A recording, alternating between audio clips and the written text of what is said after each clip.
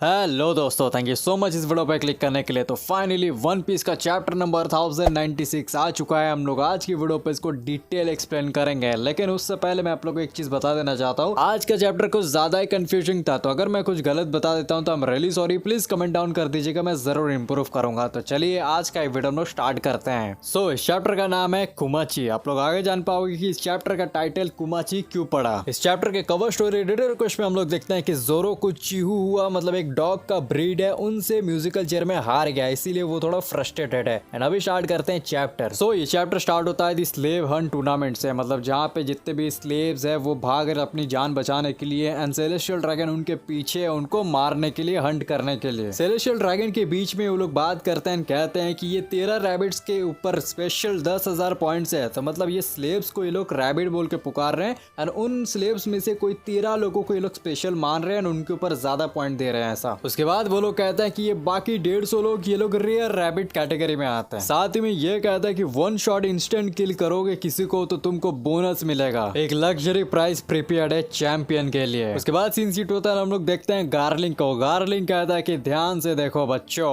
गार्लिंग को एक मार्क्स वाला बंदा कहता है कि गार्लिंग मैं तुमको जीतने नहीं दूंगा। एक लड़की भी रहती है, वो कहती है कि मैं ये ट्रॉफी मन में फैमिली के लिए लेके जाऊंगी। उसके बाद हम लोग देखते हैं वो स्लेव्स को। स्लेव्स लोग दौड़ते दौड़ते आपस में बात करते हैं कि ये क्या हो रहा है, ये बिल्कुल ठीक नहीं हो रहा है, क्या मैं सपना देख रहा हूँ? अगर मैं देख रहा हूँ तो प्लीज मेरे को उठा दो। कोई और कहता है कि ये बिल्कुल ठीक नहीं है, एक इंसान दूसरे इंसान के लाइफ के साथ खिलवाड़ करते हुए। और हम देखते हैं कि वो सेलेस्टियल ड्रैगन पीछे से एकदम मजे से हंसते हुए इन सब पे गोली चला रहे हैं ब्लाइंडली। उसके बाद हम लोग जान पाते हैं कि टोटल नंबर ऑफ हंटर्स, मतलब total number of world nobles या फिर सेलेस्टियल ड्रैगन कह लो, वो लोग 200 हैं। और दी स्लेव हंट टूर्नामेंट ये 1 घंटे में स्टार्ट होने वाला है। उसके बाद सीन शिफ्ट होता है, हम लोग चलते हैं मरीन हेडक्वार्टर्स में, जहाँ पे 2 लोग स्नेल के द्वारा बात कर रहे हैं, जिनमें से एक कहता है कि तुम मेरे को क्यों भेज रहे हो उस रिमोट आइलैंड पे। इस पे दूसरा बंदा जवाब देता है और कहता है कि मैंने तुमको ऑलरेडी बता दिया, ये मैं तुमको नहीं बता सकता गार्प। तो मतलब जो बंदा भी कह रहा था कि मेरे को उस आइलैंड पे क्यों भेज रहे हो, वो गार्प है। फिर हम लोग को पता चलता है कि वो दूसरा बंदा जो गार्प को ऑर्डर दे रहा था उस आइलैंड पे जाने के लिए, वो कॉन्ग था। कॉन्ग कहता है कि मेरे को सही से तो पता नहीं, बट अगर कुछ होता है तो मैं फंस जाऊंगा। इस पे गार्प कहता है कि फील्ड ट्रिप सेलेस्टियल ड्रैगनों का, मैंने कितनी बार कहा है कि हाचिनोसु को पोक मत करना, तुम बहुत ज्यादा अंडर एस्टिमेट करते हो उनको। वो जगह ट्रेजर माना जाता है पायरेट आइलैंड का, और वो लोग वापस जरूर आएंगे उसको लेने। इसमें कॉन्ग कहता है कि तुमको ये इन्फॉर्मेशन कहाँ से मिली? गार्प कहता है कि सेलेस्टियल ड्रैगनों के पास तो सिक्योरिटी असाइन कर दिया गया है, फिर टेंशन क्या है? कॉन्ग कहता है कि बात ये है कि मैंने सोचा नहीं था कि वहाँ पे रॉजर भी आ जाएगा। और ये सुनते ही गार्प पूरा एनर्जी में आ जाता है और चिल्ला के कहता है कि ये तुमको पहले बताना चाहिए था, मैं अभी आता हूँ। उसके बाद सीन शिफ्ट होता है, हम लोग चलते हैं हाचिनोसु पे, जहाँ पे कुछ लोग बात करते हैं। हम लोग हाचिनोसु पे पहुंच चुके हैं, लेकिन लगता है कि रॉक्स पायरेट यहाँ से निकल चुके हैं। ये एक बहुत ही बड़ा इंसिडेंट होने वाला है पूरे पायरेट वर्ल्ड में। उसके बाद फिर से सीन शिफ्ट होता है, हम लोग चलते हैं गॉड वैली पे, जहाँ पे देखते हैं कि बहुत सारे मरीन शिप्स पूरे आइलैंड को घेर लिए हैं। और सेलेस्टियल ड्रैगन आपस में बात करते हैं कि इस पूरे आइलैंड पे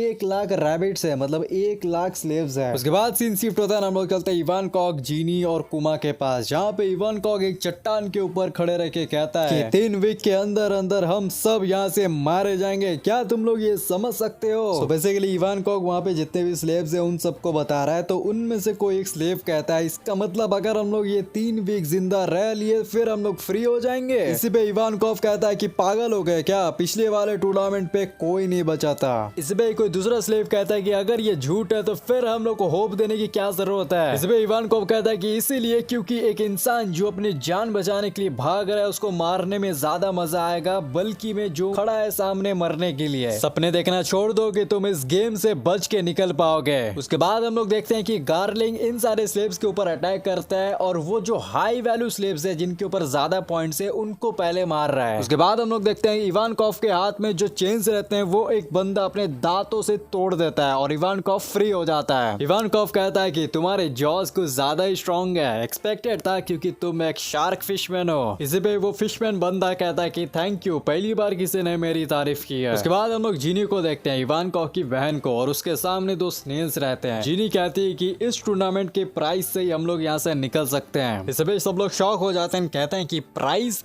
जीनी कहती है कि उसमें से एक बहुत ही ज्यादा स्ट्रॉन्ग डेविल फ्रूट है और ये रूमर है कि उसको खाने के बाद तुम एक मिथिकल अजूरे ड्रैगन पे ट्रांसफॉर्म हो जाओगे और दूसरे वाले में तुमको ये पावर मिलती है कि तुम किसी को भी या फिर खुद को भी फ्लाई करके कहीं और दूर आइलैंड पे ले जा सकते हो, भेज सकते हो और इसको कहते हैं पॉप ऑफ फ्रूट और ये दोनों फ्रूट इस आइलैंड पे अभी मौजूद है। यह सुन के इवान कॉक बहुत ज्यादा खुश हो जाती है और कहती है कि अगर इन दोनों में से कोई भी एक फ्रूट हम लोग को मिल जाए तो फिर हम लोग यहाँ से बहुत लोग बच सकते हैं। इसी पे कोई कहता है कि ये बिल्कुल इम्पॉसिबल है क्योंकि वो प्राइजेस मतलब वो दो फ्रूट इस आइलैंड के पूरे डेड सेंटर पे है। जिनी कहती है कि मैं बहुत ज्यादा प्रो हूँ वायर टैप करने में, मैंने ऑलरेडी ब्रॉडकास्ट कर दिया है पूरा इंफॉर्मेशन इस आइलैंड का बाहर वाली दुनिया से 2 वीक पहले ही और शायद कोई ये रिसीव भी कर चुका है ऑलरेडी। लेकिन हमारा प्लान को सक्सेसफुल करने के लिए हम लोग को एक डिकॉय चाहिए। तो इसी पे कुमा कहता है कि मैं बनूंगा। कुमा कहता है कि मेरे पास बड़ा शरीर है तो मेरे हिसाब से मैं ज्यादा सर्वाइव कर पाऊंगा एक नॉर्मल इंसान से और मैं किसी को मरते हुए नहीं देख सकता। ये सुनते इवान कॉक बहुत ही ज्यादा खुश हो जाता है और कहता है कि बहुत बढ़िया कुमा, लेकिन तुम फिक्र मत करो, मैं तुमको मरने नहीं दूंगा, हम दोनों साथ में इस आइलैंड से बाहर निकलेंगे। उसके बाद सीन शिफ्ट होता है, हम लोग चलते हैं शोर पे जहाँ पे हम लोग देखते हैं कि मरीन्स के शिप्स के ऊपर कोई अटैक करता है और एक मरीन्स का शिप पूरा डिस्ट्रॉय हो जाता है। 2 मरीन्स बायनाकुलर से चेक करता है कि कौन उन पे अटैक कर रहा है तो उनको दिखता है रॉक्स पायरेट। तो दूसरा वाला मरीन कहता है कि खाली रॉक्स पायरेट ही नहीं, उनके साथ एक और इन्फेमस पायरेट क्रू है। तो मरीन्स बहुत ही ज्यादा घबरा जाते हैं और आपस में कहते हैं कि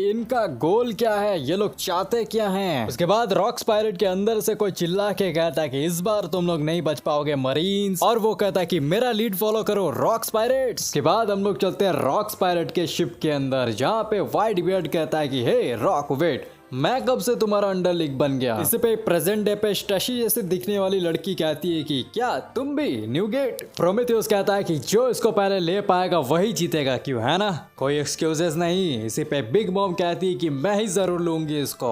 इस पे काइडो चिल्ला के कहता है कि ये बिल्कुल पॉइंटलेस है तुम्हारे लिए इसको लेना, लिन। फिर हम व्हाइट बियर्ड को देखते हैं जो कि कहता है कि यू फुल रॉक, तुम अपने गोल से भटक चुके हो। तो यहाँ पे शायद व्हाइट बियर जिवेक के बारे में बात कर रहा है, वो यहाँ पे करने कुछ और आया था और कर कुछ और रहा है, शायद इसी के बारे में वो कह रहा है, बट मैं श्योर नहीं हूँ उसके बारे में। शिकी चिल्ला के कहता है कि तुम हमारा लीडर बनना बंद करो, मैं सबको उड़ा दूंगा। बिग मॉम कहती है कि मैं बड़े आराम से इसको चोरी करूंगी और चोरी करने के बाद मैं यहाँ से निकल जाऊंगी, तुम सब लोग सपने देखते रहो। काइडो कहता है कि लगता है रॉजर भी मूव करना चालू कर दिया है। टशी ऐसी दिखने वाली लड़की कहती है कि आज ही डिसाइडिंग बैटल है। सो प्राइज में जो डेविल फ्रूट्स है ये लोग शायद उनको चोरी करने की बात कर रहे हैं, बट मैं श्योर नहीं हूँ, लेकिन इनकी बातें सुन के तो ऐसा ही लग रहा है। उसके बाद हम लोग देखते हैं कि रॉक्स पायरेट शोर पे आ चुके हैं और वो लोग लैंड भी कर चुके हैं। तो ये सुन के कुछ सेलेस्टियल ड्रैगन तो बहुत ही ज्यादा डर जाते हैं, वो लोग चिल्ला के कहते हैं कि क्या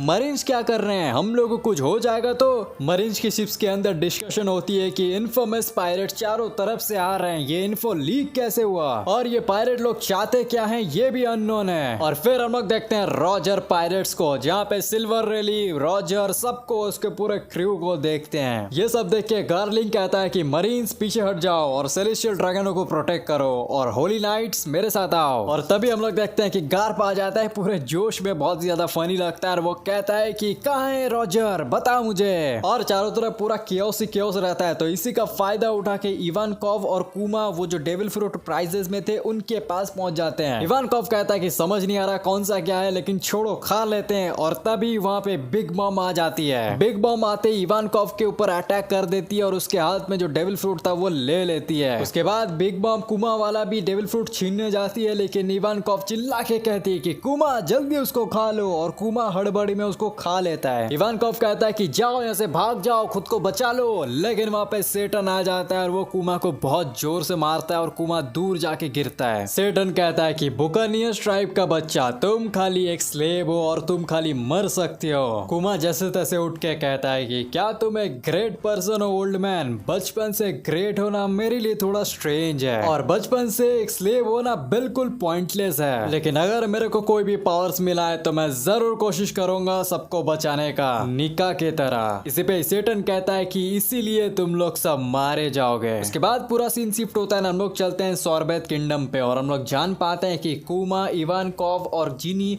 ये लोग बच गए हैं और ये लोग अभी सोरबेत किंगडम पे है। बीच का जितना भी इंसिडेंट था वो अभी इस चैप्टर में नहीं दिखाया गया है, पूरा स्किप कर दिया गया है। इवानकोव कहता है कि लेजेंडरी हीरो गार्प के अलावा कुछ और इन्फॉर्मेशन है ही नहीं, कुछ समझ भी नहीं आया कि उस आइलैंड पे क्या हुआ। सो मेरे हिसाब से कुमा का जो न्यू एबिलिटी, न्यू पावर्स है पॉप ऑफ फ्रूट का, उससे ये लोग बच के यहाँ पे आ चुके हैं और इनको भी नहीं पता कि एग्जैक्टली गॉड वैली पे क्या हुआ। फिर हम देखते हैं कि कुमा प्रे कर रहा है, तो इसी पे इवानकोव कहता है कि और कितनी देर तुम प्रे करोगे। कुमा कहता है कि मैं चाहता था तो और लोगों को बचा सकता था। इसी पे इवानकोव कहता है कि पागल मत बनो, उतने ज्यादा क्योस में भी तुमने 500 से भी ज्यादा लोगों को बचाया है। इसी पे जिनी कहती है कि बिल्कुल तुम बहुत ही ज्यादा इनक्रेडिबल हो कुमाची। तो जिनी कुमा को कुमाची बोल के बुलाती है और इसी से इस चैप्टर का नाम पड़ा है कुमाची। उसके बाद जिनी कहते हैं कि सब कितने ज्यादा रो रहे थे और तुमको कितना ज्यादा थैंक यू कह रहे थे। इसी पे इवानकोव कहता है कि बिल्कुल इन्हीं हाथों ने लोगों को फ्रीडम दिया है, हैंड्स ऑफ लिबरेशन। और हम लोग देखते हैं कि ये लोग सोरबेत किंगडम के कोई एक चर्च पे है। इसी पे इवानकोव कहता है कि मैंने नहीं सोचा था कि तुम्हारा घर एक चर्च होगा। उसके बाद इवानकोव कहता है कि मैं तो जा रहा हूँ अपना फ्रीडम एंजॉय करने के लिए, गुड बाय फ्रेंड्स। और तभी कुमा कहता है कि मैं तुम्हारा शक्ल कभी नहीं भूलूंगा। लेकिन सैडली अगर आप लोगों को याद हो तो मरीन फोर्ड वॉर में कुमा इवानकोव को भूल गया था। ऑफकोर्स उसको पूरा रोबोट में ट्रांसफॉर्म कर दिया गया था वेगापंक के द्वारा, इसीलिए जिनी कहती कि मैं फिलहाल कुमाची के साथ ही रहूंगी और इसी से कंफर्म होता है कि जिनी कुमा की वाइफ है और बोनी की मम्मी, क्योंकि मोस्ट प्रोबेबली यही लग रहा है क्योंकि बोनी और जिनी का खाना खाने का स्टाइल बिल्कुल सेम है, साथ ही में दोनों का हेयर कलर भी सेम है। और हम लोग देखते हैं कि इवानकोव वहां से चला जाता है। जिनी कहती है कि भले ही मैं 4 साल की हूँ लेकिन मेरे को एक बड़ी लड़की की तरह एक्ट करना होगा। नेक्स्ट पैनल में हम लोग देखते हैं कि कुमा बहुत सारी लकड़ियां काट रहा होता है और फिर वो उसको सेल करने के लिए जा रहा है, लेकिन वहाँ पे 2 बच्चे आ जाते हैं और कुमा पे वो लोग पत्थर मारने लगते हैं। वो लोग कहते हैं कि तुम 9 साल के हो, झूठे कहीं के, तुम एक मॉन्स्टर हो। लेकिन जिनी उन दोनों को बहुत ज्यादा मारती है और वो दोनों बहुत ज्यादा रोने लगते हैं। उसके बाद ये दोनों कुमा से माफी मांगते हैं। कुमा अपना डेविल फ्रूट पावर यूज करके इन दोनों के ऊपर जितने भी चोटें हैं उनको ठीक कर देता है और ये दोनों एकदम शॉक हो जाते हैं। कुमा कहता है कि तुम दोनों के जितने भी चोटें थे वो सारे उड़ गए। लास्ट पेज पे हम लोग देखते हैं कि वो लोग उन लकड़ियों को सेल करके कुछ खाना लाए और दोनों मजे से खाते हैं। जिनी कहती कि मैं अभी भी भूखी हूँ। कुमा उसको थोड़ा और खाना देता है। कुमा कहता है कि जिनी इज अ बिग ईटर और इसीलिए मेरे को और ज्यादा काम करना होगा। और लास्ट पैनल पर हम लोग देखते हैं कि ये लोग दोनों आपस में डिस्कस करते हैं कि तुम कितने एज पे स्लेव बने और ऐसे करके लोग दोनों रोने लगते हैं और यहीं पे ये चैप्टर खत्म होता है। सो गाइस आज के लिए बस इतना ही। आई होप आप लोगों को मैं सही से समझा पाया हूँ। आज के चैप्टर कुछ ज्यादा ही कंफ्यूजिंग था। आई एम रियली सॉरी अगर कुछ मुझसे गलती हो गई तो प्लीज कमेंट करना, मैं इंप्रूव जरूर करूंगा। थैंक्स फॉर वॉचिंग, मिलते हैं नेक्स्ट वीडियो पे।